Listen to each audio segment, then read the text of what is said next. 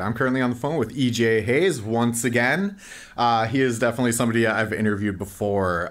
So just for a quick recap, EJ, why don't you go ahead and kind of reintroduce yourself?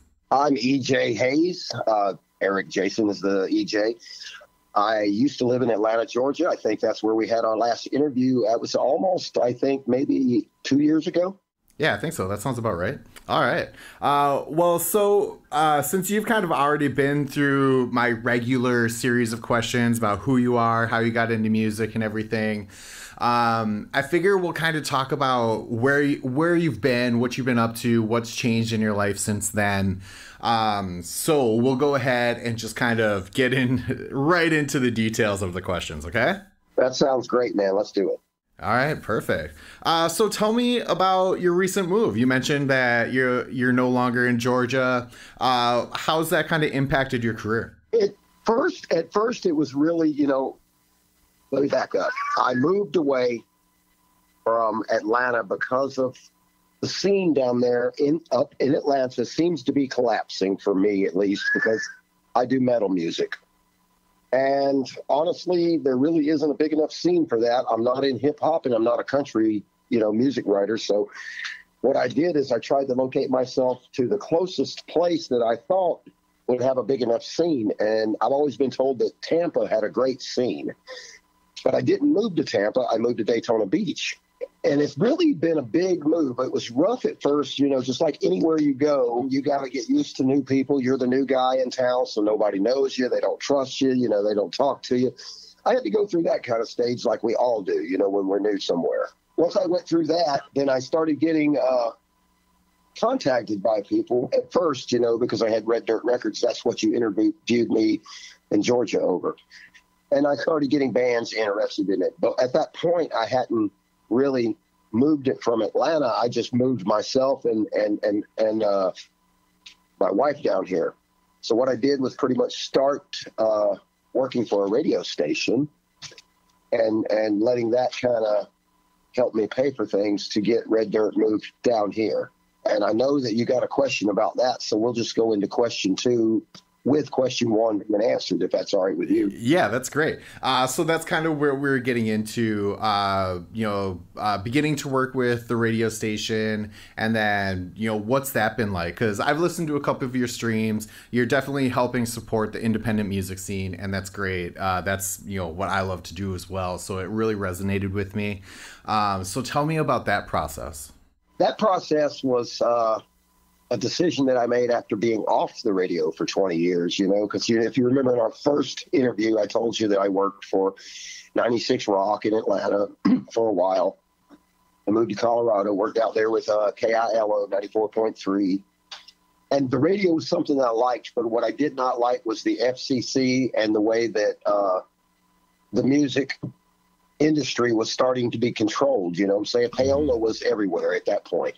Sure. And it was ruining music. And we were, we had program directors that told us it was basically like me sitting a desk job and reading what was scripted. And that's what I did 6 hours a day on the radio. And it got boring. Mm-hmm. I had a lot of friends of mine that said, man, can you play our music? And I tried to push that. The problem was Cox Radio at the time was owning it. This is before Clear Channel bought everything. You know what I mean? Sure. So basically, and they're the same rules as Clear Channel has now. They don't push unsolicited music. So I really got upset about that and a few other things, and I just walked away from that. And then jumping back to Daytona, I got here. I was offered a job at a radio station locally. Mm-hmm. I turned it down, but then a friend of mine had a internet radio station, and I thought, you know what? Let me look into this, because I've heard that was a little bit different and our rules were lenient. And, I got back with Sandra, which is actually the owner of Digital Revolution Radio. And it was Christmas Eve of last year, actually. And she gave me like an hour or two, like I think it was 10 o'clock to midnight, right up to Christmas. She said, nobody's doing anything. If you want to try it out and see if you like it, here's how you get all this, blah, blah, blah. So I went through and, downloaded what I needed to do so I could broadcast from the house. Mm-hmm. And of course I did Christmas music the first night, but I enjoyed it. She got a lot of feedback and said they really liked my energy online, and the listeners dug it, because I got the people involved. So what happened was she reached back out and said, would I be interested in doing my own show on Sundays, from 8 to 10? And I was like, I think I want to do that. And so that's where that started. And I created the Dark Side Rock Radio Show. Creating that from scratch, like you had asked me, well, I'm going to walk you through that right now. Okay, perfect. I basically had to get a licensing for broadcasting, but it wasn't for FCC, you know what I mean? So I just had to pay for it. And then I had to have a server, which Radio Jar does that. I created my own moniker, which I use Hollywood Hayes now as my moniker. And basically, it took a computer, almost everything that I already had here at the studio for recording, but anybody can do this home broadcasting if you got a computer, a laptop or a computer, a PC, anything, Macintosh, whatever. As long as you got that, you have an interface and you have some sort of decent monitor speakers and a good microphone, you can do this.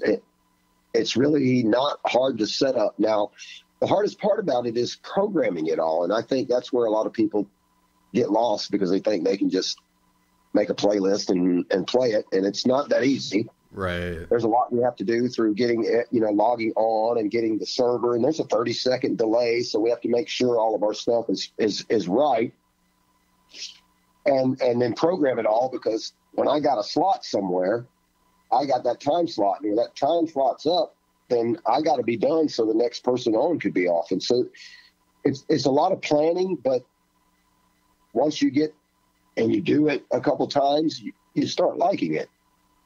And I think the part that really, really made me the happiest about it was after doing it for a couple weeks, bands started talking to her and saying, well, this guy's in Florida where we are too. And they started sending me tickets to come see him at their shows. And that's when it got interesting, Yeah, that's awesome.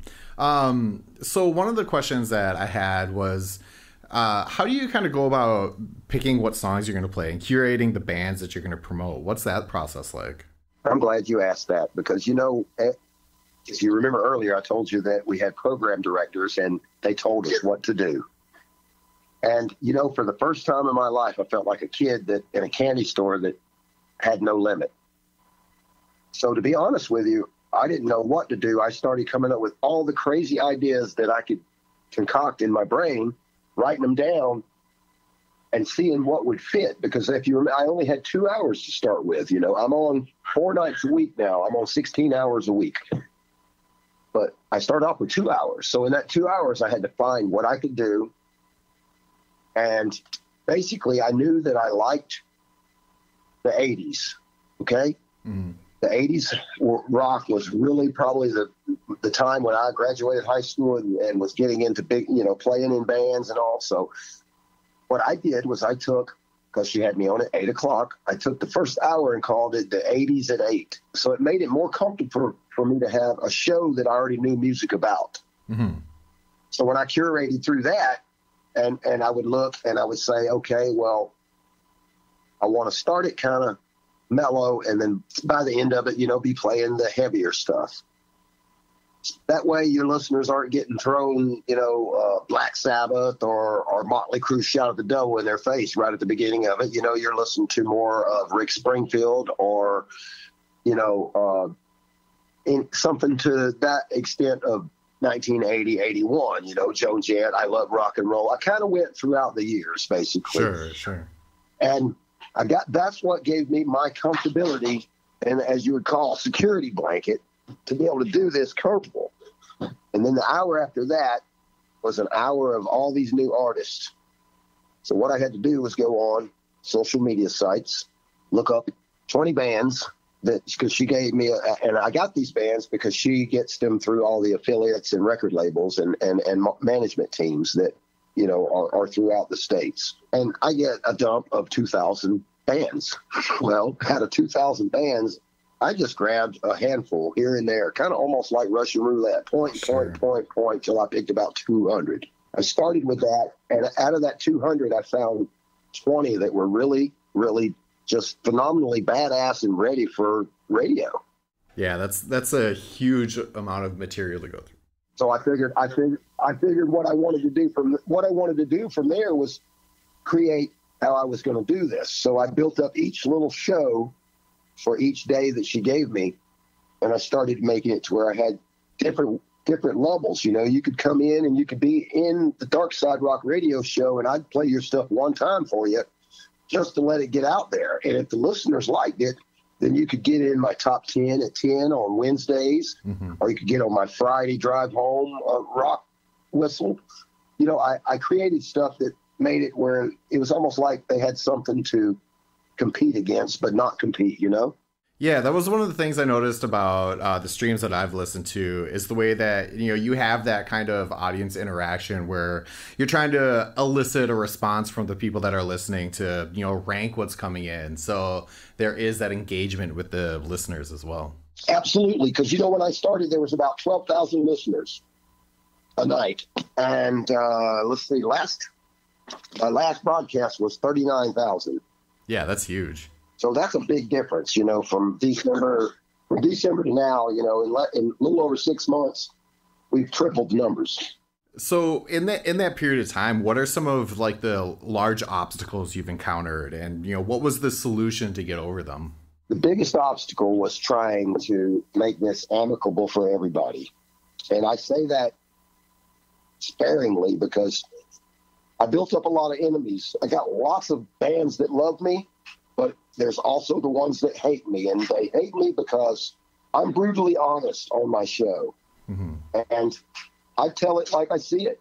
If I hear something that sounds unprofessional, I point that out. Am I an asshole? I mean, that depends on who you are, who's listening. But a lot of people love that.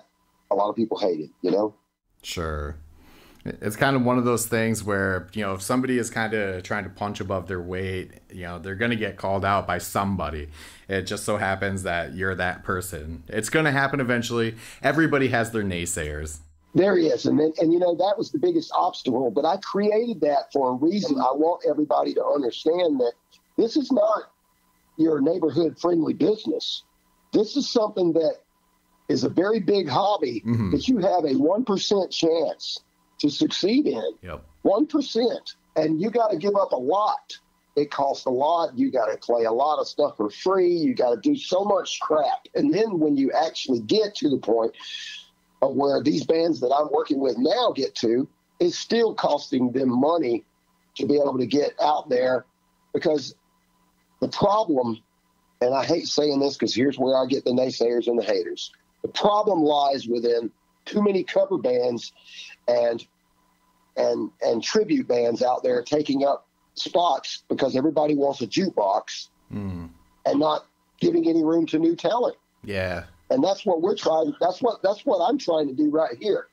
And when I brought Red Dirt down here, that's what we try to do. Start booking metal bands together. And then when I got on this radio and I've created the Dark Side Rock radio show, man, it just gelled together, and it gave me a platform that is powerful, to be honest with you, man. We really, really have a way to boost bands that normally don't get any airplay. So you kind of touched base on a couple points of the next questions that I want to ask. First of all, you know, what are the like end goals and like the mission statement of your label? And then how do you select the bands that you want to work with? I'll answer the first question. Our biggest goal and main goal that we have here at Red Dirt to help the artists, because we're basically not a record label. We're an artist management group of people that are trying to get you signed onto a major record label, basically. And a lot of people say, well, Eric, why did you call it this and that? And I'm like, I don't know. That just sounded good. You know, we got Hayes Artist Management that we've been working with. That's called HAM. And that's something that's going to actually come out and take the place of Red Dirt. So people know we're an artist management company. We're not offering millions of dollars to put people on tour, you know? Sure. So that's one of the challenges that we're trying to update and grow with what's going on in the music industry. On the second part of your question, our selection process is several different things happen. You know, I'm not the only one involved in. I actually put 90% of my time now into the radio show, and I have 3 other partners now at Red Dirt that actually take care of this. I have my partner up in Georgia, Ed Wheeler. He still is my main partner, you know, that helped me build this. And then I have 2 new partners, talent scouts. I got Dave Dude, who's out of Lakeland, Florida. He pretty much controls all of the new artists that come through Red Dirt now. I mean, it's all the criteria that I built up, same stuff, but I kind of gave responsibilities away to other people. So in conjunction with that, I can build this radio show up to what we need it to be to boost these bands. And we also, like I said, Hayes Artist Management's coming out, and that's going to be doing a lot of booking. And that's all it's going to be doing is just strictly booking bands. We've got about 20 different nice facilities across the whole state of Florida that have 500 to 25,000 people capacity that we're going to be putting on shows at starting in this fall. That's awesome. It's always great for, you know, up and coming bands to have an in to get into those venues, especially with the way that like Live Nation and everything is taking over every venue across the world. Absolutely. And then that's what we're trying to, honestly, we're not trying to fight against any of those people because I don't have the money to do that. But What I'm trying to do is keep something alive so the band still can be creatively controlling their destiny up until, you know, when they get in a room with one of these big labels, then it's up to them to not sell themselves short. I sent you and about 100 of my friends a big paragraph telling you what to do and what not to do with record labels. Yeah, and it was really good advice too. To sum it up, it was pretty much, you know, don't sell your material short, believe in yourself, and then don't give away the ghost to the machine. Absolutely, because you find a lot of record labels out here that aren't labels. What they are is they're making you pay sponsorship money or like membership money every month for them to advertise you. And from what I'm seeing, it's not working very well. I see a lot of disgruntled bands, and I don't want to point out names or anything, but it just doesn't seem to be working as good as I think it should be or could be. So that's what we're trying to do here, honestly, with Dark Side Rock Radio, Digital Revolution Radio, and Red Dirt. We're actually trying to make it where these bands don't have to spend a bunch of money to try to get to the level they want to get. What they got to do is invest their money and then work with us in the studio, in the marketing area, in all of their social medias, and in booking to make this happen. Because you know just as well as I do that you don't go put the horse in the race until it's ready. But a lot of these kids play in the garage and they think, man, this sounds good. Let's go play tomorrow. Mm-hmm. Yeah. And if you want something to be badass, first impressions are everything. So you don't take anything out until you know certainly that it's ready for the world. I completely agree. There's a lot of refinement that goes into artistry. It's not simply just, you know, playing some chords and then you have a song. There's a lot of like extra performance refinement that goes into putting on a show. Absolutely. And you know, a lot of people talk about chord structures and notes and all that. And, you know, I asked a guy the other day, I said, well, you know what? What's more important, the note or the tone? And the guy says the note. And I'm like, you're wrong. And he goes, why? And I says, the tone is the most important part of anything. And here's the reason why.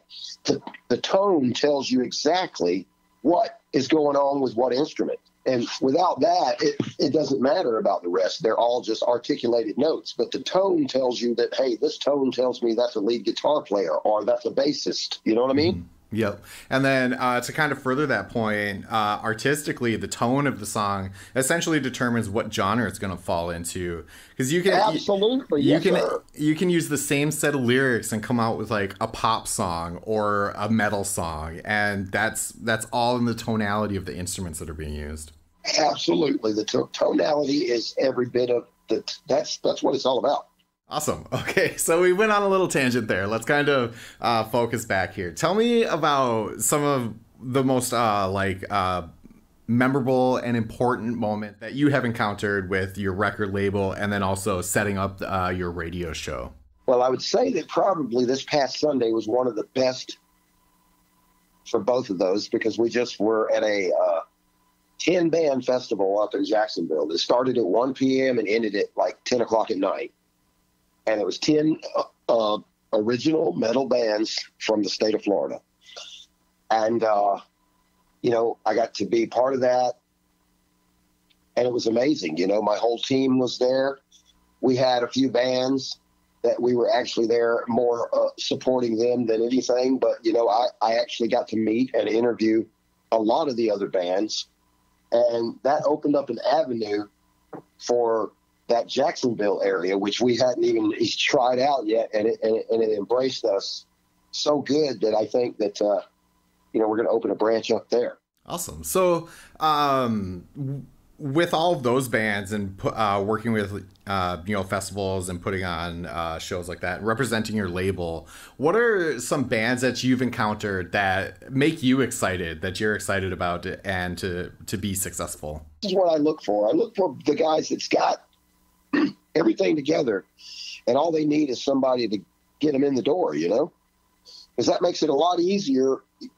Because we talked similar about this in our previous interview, and I told you it's more of who you know than what you know. Yeah. And there's a lot of who I knows, After 30 years in this business, you keep a lot of numbers, and important people, are there. It's like that saying, don't ever burn a bridge or be rude to somebody you don't know, because you might need them in the future. Especially in the music industry. Absolutely. And that's why I try not to get, involved too much in politics or religion, anything, or I keep it in music. I just keep it straight to on my radio station. It's just all music. That way, when I talk about something, what you hear, and since you've listened, is me talking about the band, who they are, where they're from, the music, and that's about it. I'm not going to get into depth about all kind of other bullshit, because that doesn't matter to me. Yeah, you're definitely straightforward and keep it about the music, and I appreciate that about the way you're representing your show. Tell me about how your experience as a musician has impacted the way that you approach your radio show, and then also your label. Well, as a musician, I'm always learning, and I told these youngsters that the other day, and they looked at me and they're like, "What?" I say youngsters. These guys are probably 28 to 35. I'm I'm 50. I'm 56. So But what I meant by that was, if you're a musician, to stay on top, you always got to do two things: be willing to change and be willing to learn, because you never ever complete both of those ever. And to stay relevant, you got to do that. When I started playing, it was hairspray, spandex, and you could play 3 chords and just play 16th notes on them and get away with that. Nowadays, you have to be technical. You have to have something that's good. You have to have a good melody, and you really got to have a good singer. I think that my biggest experience that I've been able to influence my approach of managing the label would be that I've played bass, guitar, drums, pretty much all the instruments, and I ran sound. And I guess all that experience that I get to bring into other bands that are just now learning this to me, it's awesome, because I can share this stuff with every one of them. And I do, because I want them to take the knowledge. I got little tricks that I do, just like other big producers do. And I share that with some of these bands, and they're like amazed, because you'd be amazed at some of these things that I do. You don't need all the digital stuff, but it's old school tricks that make vocals sound perfect. And you don't need auto-tune and all that. You just need to know what you're doing and how to do it. Sure. And you need to know that you're not going to get a perfect vocal in one track. And I'll just give you this much of a clue. You record 3 tracks on your main vocal. They're all 3 done differently, and it merges together and sounds like one masterpiece. Sure, like comping them, for sure. Pretty much. All right. how can musicians contact you and get their material on your show? Or what advice would you have for just independent musicians in general to get radio play? Well, what I do is I tell all of them what I need is a professional recording. It's got to be an MP3 or a WAV format. And, again, I'm going to go back to sometimes I get hate mail because people send me links to their YouTube and then I don't ever play it. And then they write me a letter about, why didn't you do this? And I'm like, well, so I went and put a disclaimer now on my website, which is darksiderockradio.com. You can go right to there and it says submit your music. You fill out the form and attach your music. Now it has a disclaimer that says the music must be MP3 format or WAV format.